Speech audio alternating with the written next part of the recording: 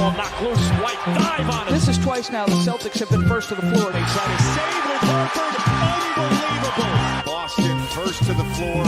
So good. Brown fakes, fires up the three. Bang! Tatum dives on the floor. Everybody dives. Jaylen Brown with the flush. Blocked by Porzingis. He's doing it all. Tatum spinning, driving, layup. Washington drives. Blocked by White. Oh, what a block from Derek White.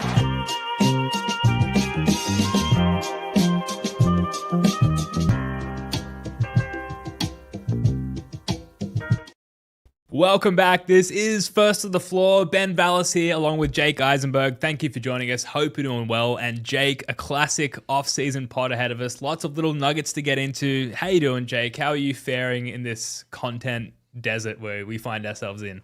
It's good. I'm good. I'm enjoying these night pods. Obviously get to hang out with you some more. We get to see Steven in the chat here, living in Finland. And, you know, just a chance for some people in different time zones to catch up. It is unfortunate that these night pods have coincided with the beginning of my immersion in this anti-inflammatory lifestyle, which involves not drinking alcohol for the next 10 weeks. Yeah, basically on the Al Horford diet. Apologies, Stephen, for letting people know. It's different. It's Florida, Finland. So I unfortunately don't have a whiskey or a Cascade draft for some of these pods, or at least until October, where I'll be breaking the fast. It's going to be probably the longest I've not drunk since I'm like 16 or 17. Yeah, right. Well, that's huge. Yeah. It's good time of your life to do it, though, before you get too old and while you're trying to recover from an injury as well. I'm here with you. I've got I've got a Hydrolyte dissolved in a soda water. So living large here. How are you, Ben? Yeah, I'm fine. Just long day at the office. I'm ready to talk some Celtics and forget about my troubles. Big day tomorrow as well. Big exec level presentation. So very happy, I guess, to warm up to that before hopefully a good night's sleep, just to present on some really nothing Celtics subjects to some diehard Celtics fans. The diehards really are chiming into this podcast. But look, we're happy to do it. This is the highlight of my day. Absolutely. So coming up on this one, Payton Pritchard may have been anointed a starter. We'll see. We'll touch on that. Neemias Queta, the Portuguese tart, he's putting up some numbers in the preseason Euros, if you can call it that. Also, and extremely frustratingly, Jake, Kristaps Porzingis is doing the same, putting up numbers in the pre-Euros. Meanwhile, the Celtics have made some small signings. We'll get to those if we've got some time. Also, Thursday night, we're going to be live streaming the 2K simulation of last week's all-time Celtics draft. I know Jake Eisenberg, huge 2K fan. Can't wait to watch some live simulated 2K games. It's going to be my team, Spoonie's team, Jake, Sam LaFrance, and Greeny's team all going head-to-head while we spectate. We'll probably go like 3-minute quarters, and then just to keep it short, like auto-sim through the end of each game once we get sick of each individual game. Otherwise, we're going to be there all night, which we don't want to do. But that's Thursday night, and then a Patreon pod after that. So lots coming up. For the 2K sim of last week's all-time draft, Jake, predictions? Are you going to lean biased towards yourself, or are you... Of course. I mean, what am I going to do? Not pick myself? Well, I know Archangel in the Discord has created all these teams and played like a season out in NBA 2K and like put all 5 teams into like the current NBA, and all of our teams were out in the first round. And I think it has to do with fatigue apparently, because we only had 5 men essentially, and so maybe we need to as we progress, we draft some 6th, 7th, and 8th men here. So I've made the roster, and what I've done is I've turned off subs, I've turned off fatigue, I've turned all the minute sliders up to our starters, so none of our subs come into play, and even I drafted Dominic Wilkins. I lowered his rating so that he is like greatly diminished from the Hawks version of Dominic Wilkins, which is in the game, and instead made him like post Achilles 35-year-old Dominic Wilkins. So we're aiming for accuracy here. It's a simulation after all. So we've taken care. We've dotted our I's and crossed our T's, and we're ready for a spicy sim on Thursday night. So, but first, sorry, go ahead. I was going to say, but on that, my team apparently in the regular season did get the number 1 overall seed in the NBA, 59 wins. So Not bad. I'm back in my Tatum, Cowens, Heinsohn, Drew Holiday, JoJo White starting Huge. 5, I believe. Okay, that's big development. I wasn't aware of that. Okay, Yep. It's gonna be a tough sleep tonight. All right, so Jaylen Brown, getting back to some spicy real life Celtics non-simulated things. Jaylen Brown played a full court. I believe we've got the clip here. A full court charity game in China. Here's what we know. This was Yao Ming's annual charity game. Meta World Peace apparently played in this game as well, which I'm glad I didn't know before the fact. I would have been very concerned about Jaylen's safety. There's whispers out there that Jaylen Brown had a 5x5, like statistical glory game in this one, although I've not been able to verify that with any form of box score as we see Jaylen going down the lane and dunking on some poor fellow. I wish that was me. This is new. It's also an oasis in this content desert that I referred to earlier, Jake. But this is news. What do you make of this? Absolutely news. Like, hot take here, but kind of a big deal that 6 weeks post surgery that Jaylen Brown, like if you're not watching on YouTube, he probably just went past a version of me at the top of the key there, but he gets his shoulder in and then he did 2 steps off the left foot and throws down a tomahawk jam, right hand slam, and boom shakalaka, as Ben Vallis notes to say here. And dude, the dude couldn't dunk at the end of the season. Yeah, this is kind of a big deal that he looks this good. I think physically, obviously that clip was 30 seconds, and of the 30 seconds, 5 of the seconds involve him actually doing a super athletic move. The dribble move in the second pull up is kind of spicy. Good to see him moving well, but the actual get downhill and then dunk is pretty nice to see, man. And I know we've been team tank for the majority of the off season, but nothing is more important to the future title aspirations of the Boston Celtics than Jaylen Brown and Jason Tatum's health. And Jaylen Brown looking like this after a meniscus surgery, which we still don't know all the details on, whether it was one of the classic snip of the meniscectomy, or it was just a true little arthroscope thing. We don't really know the true details. But yeah, man, this is exciting and good for the Boston Celtics. Dare I say it? Jaylen Brown looking like he's athletic and bouncy again. Good for the Boston Celtics. I thought you were going to say hot take, Jaylen Brown would dominate in China. But there's nothing to, will get you more excited for an upcoming Celtics gap year than watching Jaylen Brown dominate a bunch of Chinese charity hoopers, which is exactly what seems to have happened. You talked about him getting down the lane and watching him dunk, and that is quite exciting after so recently after his meniscus surgery. But I found the threes particularly arousing because can we see a bump in that aspect of his game? Because among other statistical categories, we saw his outside shooting take a bit of a dive last year, and I think partially we sort of came to realize that was injury related, but I think even to begin the season, he was kind of off a little bit. So again, not the biggest friction defensively, stopping him from putting up those threes. But we're working with what we've got here, folks. I don't know what to tell you. Hey, look, no, he's been trending downwards 3-point shooting wise for a few seasons now. Okay. yeah. I mean, last season he was at 35%, and if we get that number back, then that would be totally fine. But in the 19-20 and 20/21 season, 38, 39, he was actually 40% in the 2021 season, which is wild to think about considering how much he struggled shooting it this year. But then 36, then 34, then 35, then 32 over the past 4 seasons. But I don't know. The free throws were the best they'd been in ages, especially late in the season as well. If I remember correctly, 76% in the playoffs. So if that's one thing we can get back as well from Jaylen Brown, it's a 3-point shot. That would be really nice. Because quietly, even in the playoffs in 23, 24, everyone was so focused on Tatum's 3-point shooting because it was bad, and like obviously Tatum takes more, and a lot of the best Celtics and Tatum games have come off the back of like explosive 3-point shooting from Tatum. But Jaylen was 32% in the 2024 run as well.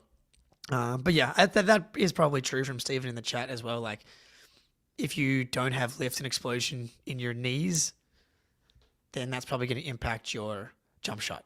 And as you said, looking at you, Baylor Scheiman. Come on, man. Was that uncalled for?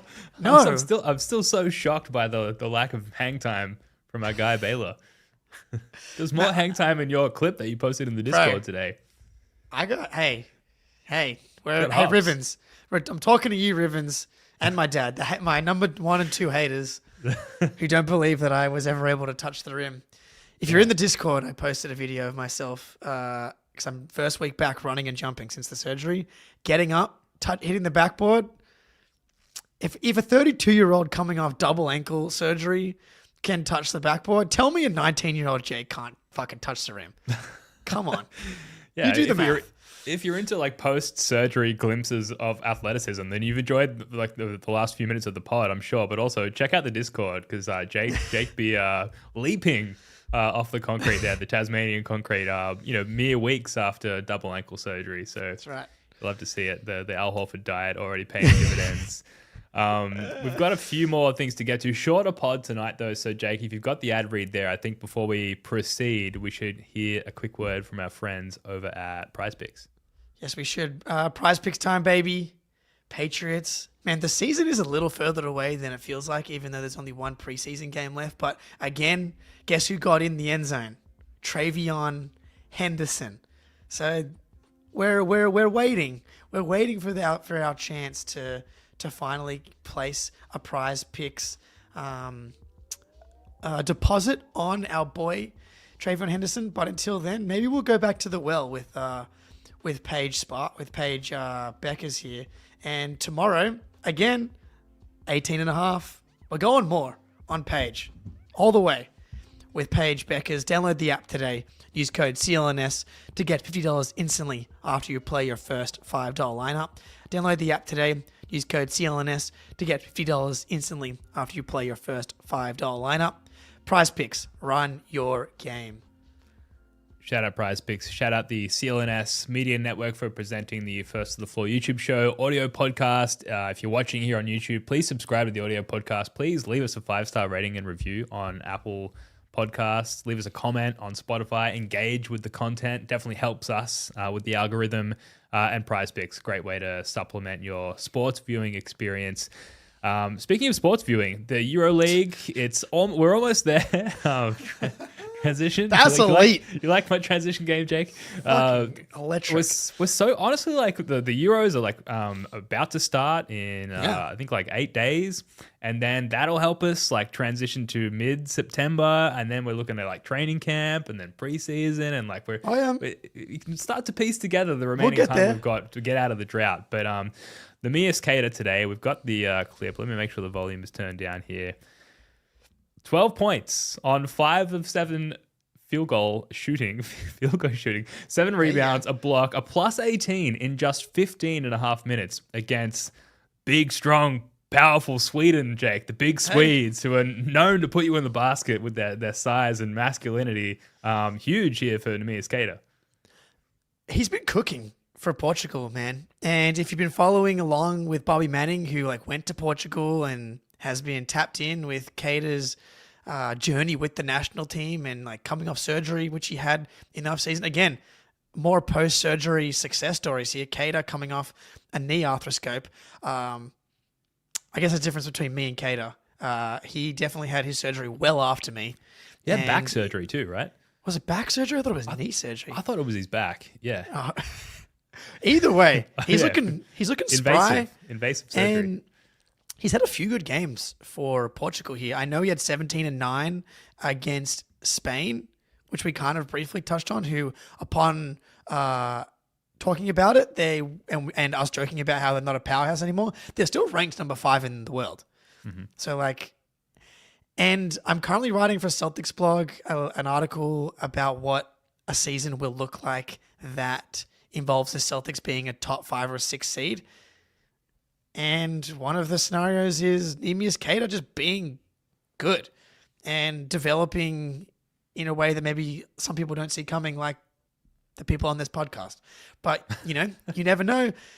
Bill Simmons talks about the Team USA leap. Maybe, there's a Team Portugal leap that is a market inefficiency that is yet to be realized for the Boston Celtics in 2025, 2026. It cannot be ruled out. And he looks good, and I'm just kind of happy for him, man. I know this is a big deal for him, and I hope that they're able to get a win. Like, actually, once the pool stages start in the Euro basket, like, that'll be fun. I'll be rooting for him. Like, of the teams that are playing, I don't like. Is Luka Garza playing out there? I think he's meant to be. Yeah, I know Luka Doncic has been playing and had that knee contusion in the last game against Kristaps, which we'll get to. What team would would Luka Garza be playing for? Is that? I feel like we should know this. Should we? Luka Garza nationality? We're about to find out because it says Bosnia? born in Washington, District of Columbia, on Basketball Reference. So call in. Oh, yeah. Let us know. I know Steven in the chat from Finland and Florida, just to make sure everybody's clear here. But Larry Markkanen, like, national team Larry Markkanen is, no one's, boomer Patty Mills, but Larry Markkanen, when he puts on that finished jersey, is just dropping crazy stat lines, like 40-point triple-double type stat lines. And he's due for a bounce-back season, and a guy that I've talked about wanting to trade for at times. But, yeah, man, I think the timing of it's going to be horrendous, though, for us to actually watch it here in Australia is going to be my guess. It's like being an NBA fan if you live in like the Europe. reverse. Yeah, exactly. So not great, but Larry Markkanen, I imagine insane usage rate there in Finland for Larry, but European Michael Jordan evidently. Neemias Queta also quite dominant against Iceland, another physically imposing basketball powerhouse. So really, really getting it done, which you would love to see. But look, you can only play who's in front of you. So he's doing well, despite maybe a sieve-like defensive front court there with those two teams. But that's really good and really pleasing, and we take a lot of pleasure from watching a Celtic do well in the offseason. What is not pleasing and what is rather frustrating is a former Celtic by the name of Kristaps Porzingis. Got a clip here as well. 20 points, a team high 20 points, 6 boards, 2 assists, looking spry, dunking, running the floor, hitting threes, and beating Luka Doncic, who did not play in the second half, and the nation of Slovenia, who are like pretty good as far as like just the Euros are concerned, or really within their own right, even on a full world stage, especially with Luka on the court. We've got the clip here, and like KP is kind of looking like KP here, which I don't know what the parallels, the analogies are as far as like seeing, I don't know, like an ex like out with other people, Jake, but like it has those vibes to me where like I'm jealous, I'm frustrated, I don't know what to think. It's hard to watch. That is a brutal watch. Like, I hadn't seen the clips yet. I'd only seen the stat line, and It looks good. The movement, that is sickening. That is legitimately sickening. Because, bro, so he had 20 points in 22 minutes. He played 93 and a half minutes in the New York Knicks series. Do you want to guess? Do you want to guess how many points he scored in those 93 and a half minutes? I know he had like 4 in the first game. 25 for the series.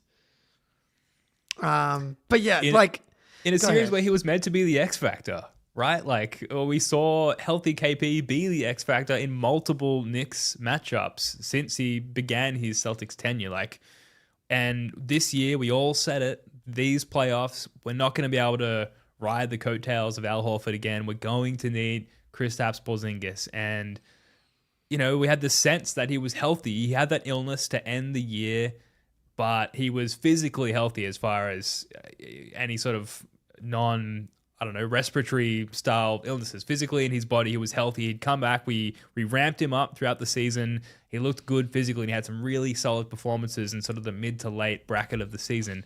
And then this just fucking almost as bad as the pandemic. Like, this is solely focused on one guy.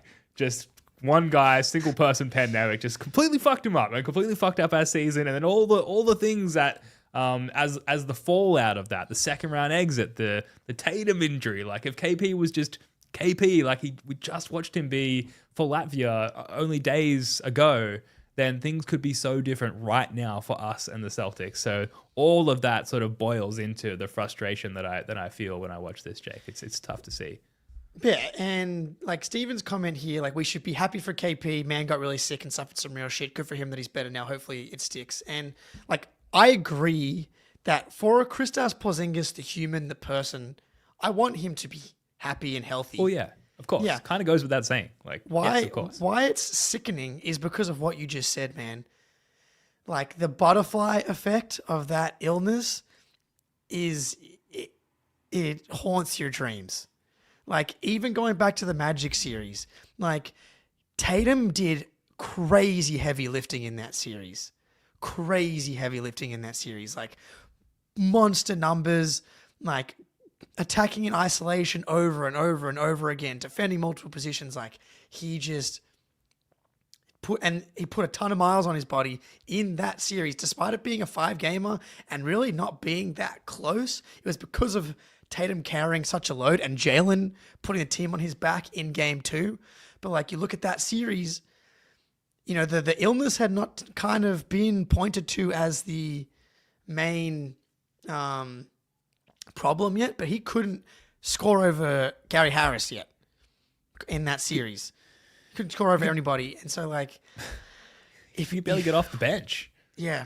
And so even going back to round 1 against the Magic, like the toll that was, accumulating on Tatum specifically here, right? Like the number one thing that we wish we could have avoided is the Achilles injury. And if KP was able to be the guy that when he was healthy, he was in the regular season, then it's hard to not think about what the other reality looks like, because that series probably ends in 4.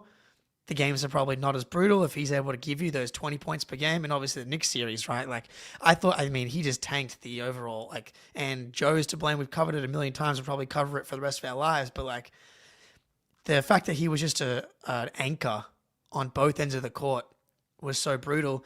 Now, let me ask you this, because we've covered like what happened and what could have happened if he just played well. Have you seen these conspiracy theories that illness... No. There is a faction of Celtics Twitter that doesn't really think that there was an illness, and that when the going gets tough, he's just kind of like not really built for the playoffs.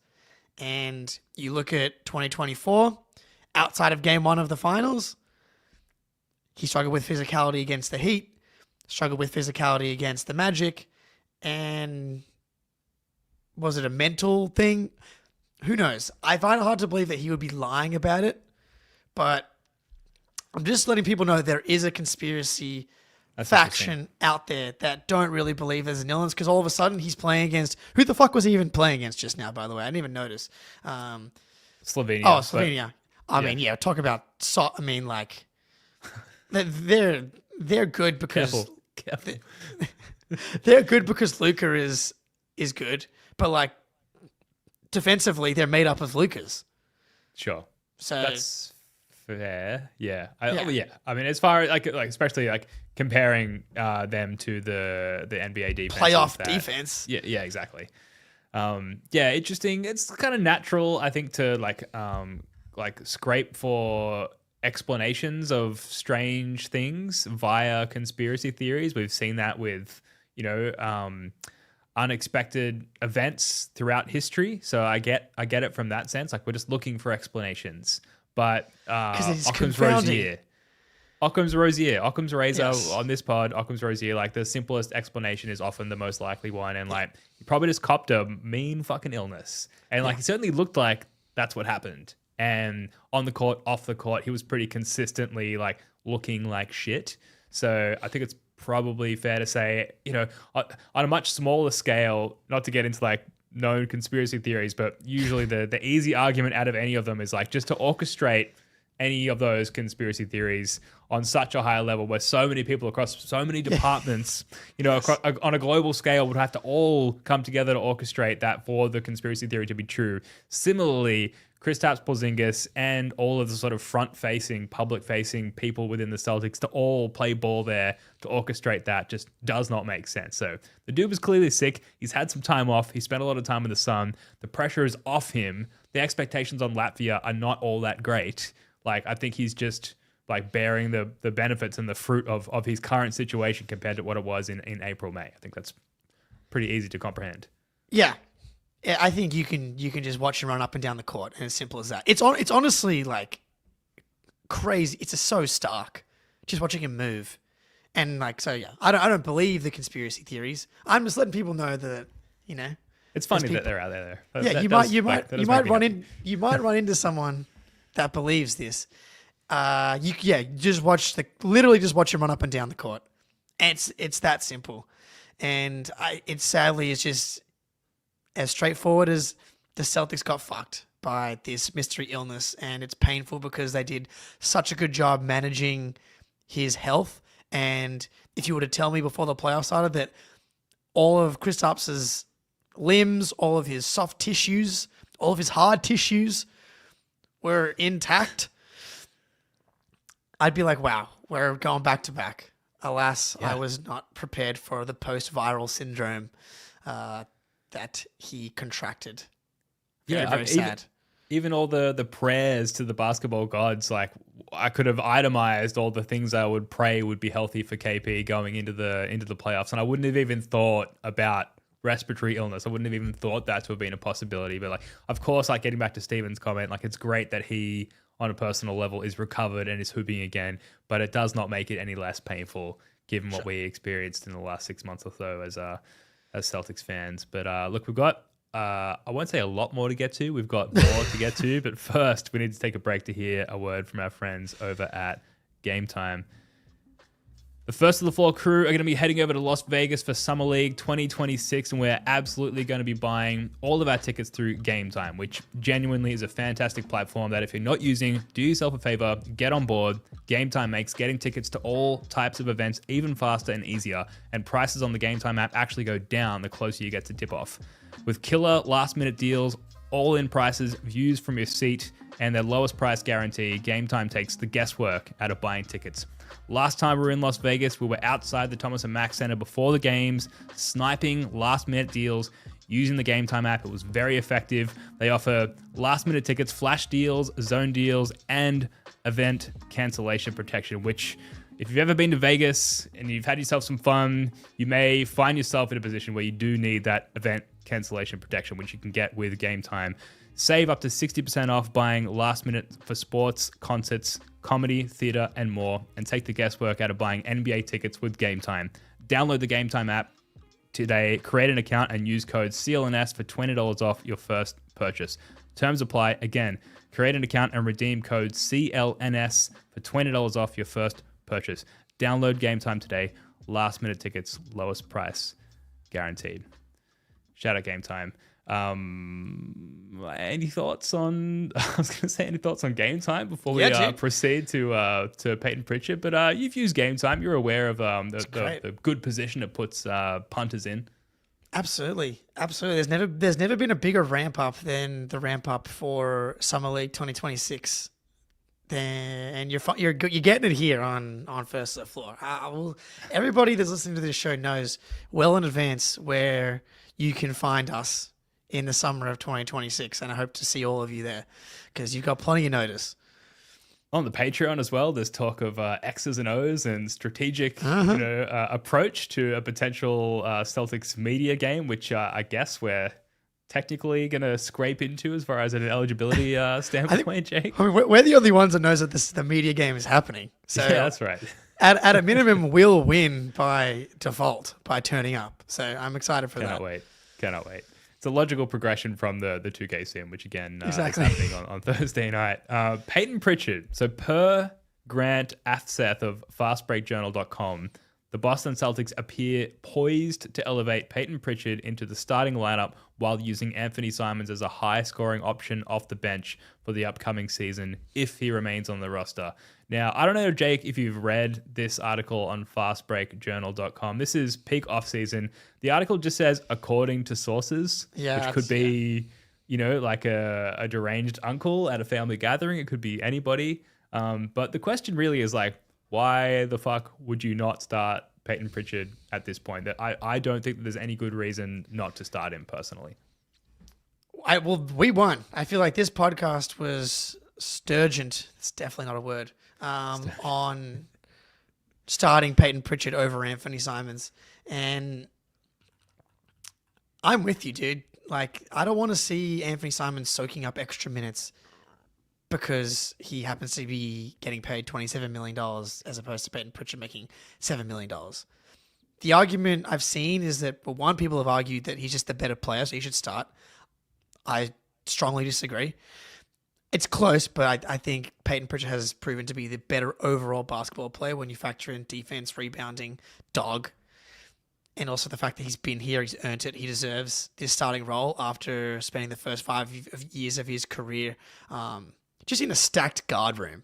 Outside of his rookie season, it's just been like fringe all-star veteran point guard rooms. And that's a tough nut to crack as a young-ish player. So, and people have said, maybe if you start Simons, that's how you increase the trade value. I'm like, you can play the dude off the bench 28 minutes a night. Plenty of minutes to go around for Anthony Simons for him to show that he's capable of helping a contender. If he has that in him, you could do that from the bench.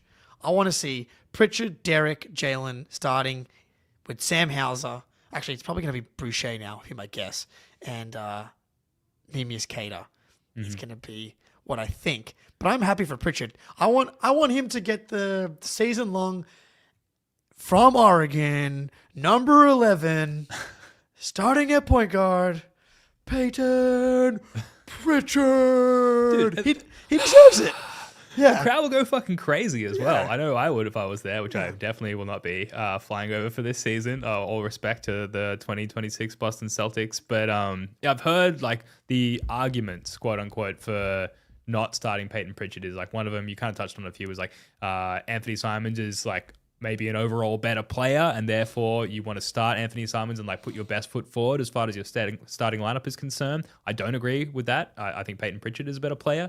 The other thing is from a rotation standpoint, do you want Payton Pritchard coming in and essentially like spelling Derek White or spelling Jaylen Brown so that between Derek White, Jaylen Brown and Payton Pritchard, you've kind of quote unquote got like an adult on the floor at all times. But I just disagree with all of those. I think that Payton Pritchard has earned the right to start. If you're ever going to start Payton Pritchard, who maybe on a championship roster doesn't necessarily qualify as like a starting caliber point guard, this is the gap year to start him and like maybe see what you've got there as far as his abilities to hold up as the focal point of an opposition's offense.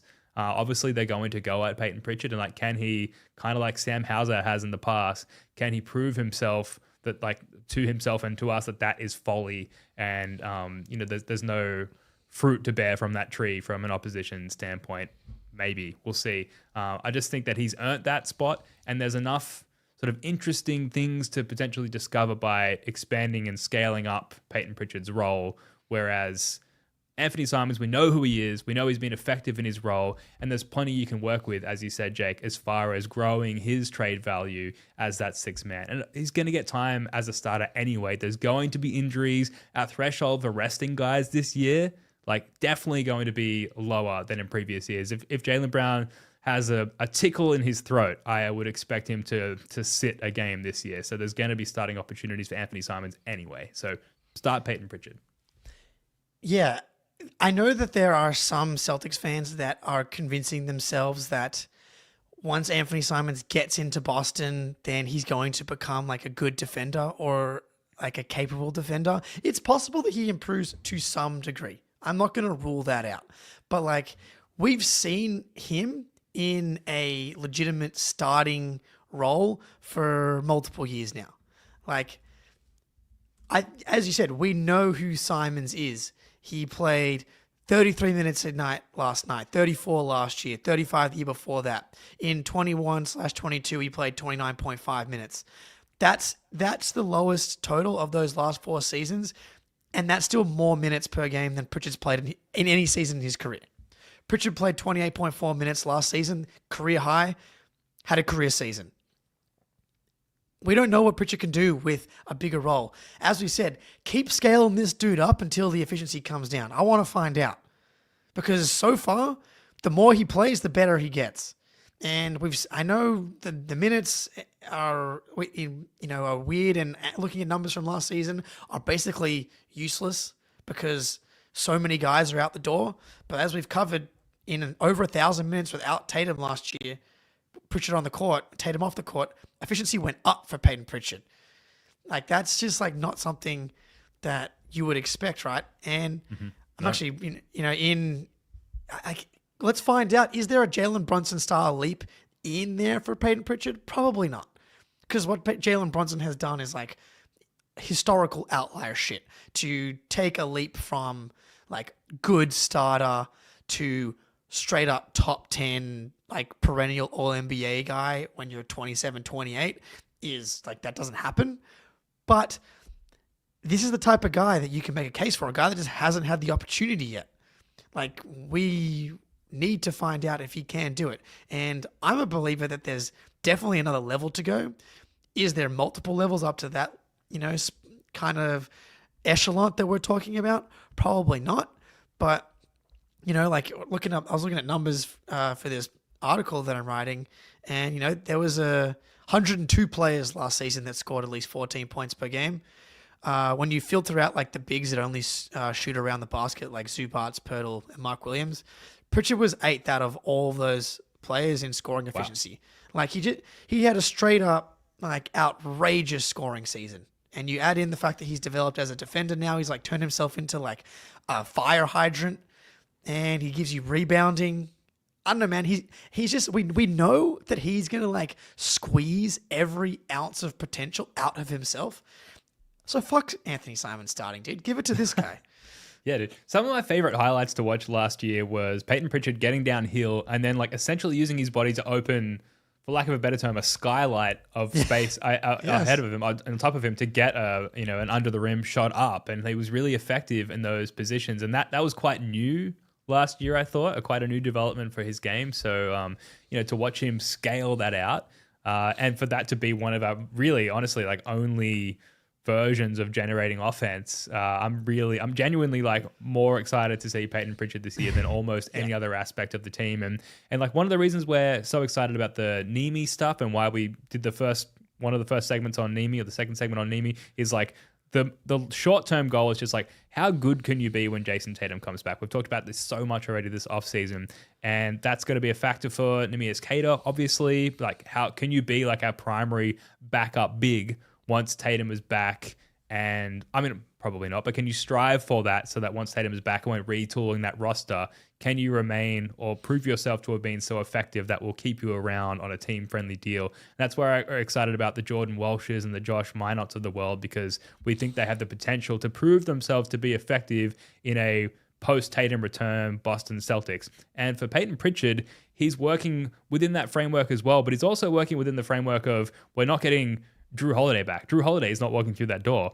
And even post-Tatum return, the CBA landscape dictates that there's probably not going to be any other version of Drew Holiday coming back either. So Payton Pritchard or someone else, maybe Anthony Simons, but probably Payton Pritchard, needs to prove that they can elevate themselves to some sort of in-between version of last year's Payton Pritchard and 2 years ago Drew Holiday, so that we know that they're going to be effective in this next fucking awesome version of the team once Tatum is back and conditioned and healthy again. And that's what makes this upcoming season so excited for Payton Pritchard. And if you're telling me with all of that in mind, you're not going to start the guy, you're not going to give him every opportunity to get to that point, you're fucking out of your mind, if I'm being honest. Sorry, I'm feeling passionate about this, Jake. But like that's just what it is. That's just the truth, the fact of the matter. There is one argument I can think of where you might have to start Anthony Simons, and it is Muzz in the chat has spoken. Wow. Playing at your hard chords here is, unless Anthony Simons turns into Celtics legend Jordan Crawford. If Anthony Simons gets that Player of the Week honor, that could be it. That could be it for you, Ben. Yeah. It's gonna be a tough day for me.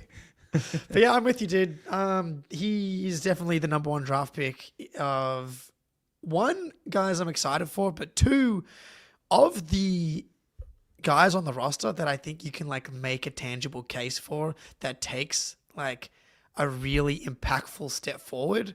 It's definitely Pritchard. Like obviously, we have no idea what Ugo is going to turn into, or Walsh, or Minot. Like, it's just so much unknown. But we have a lot of film from Payton Pritchard in his 5-year NBA career, and especially last season. He could be. I was listening to the Ball podcast. He was one of their top picks on the Stars hiding in plain sight draft that they did. Okay, it's a spicy draft format. Yeah, and. Is he one of those guys? They're he ticks a few of the boxes. I kind of look forward to the Noah Dalzell victory lap if it goes that way.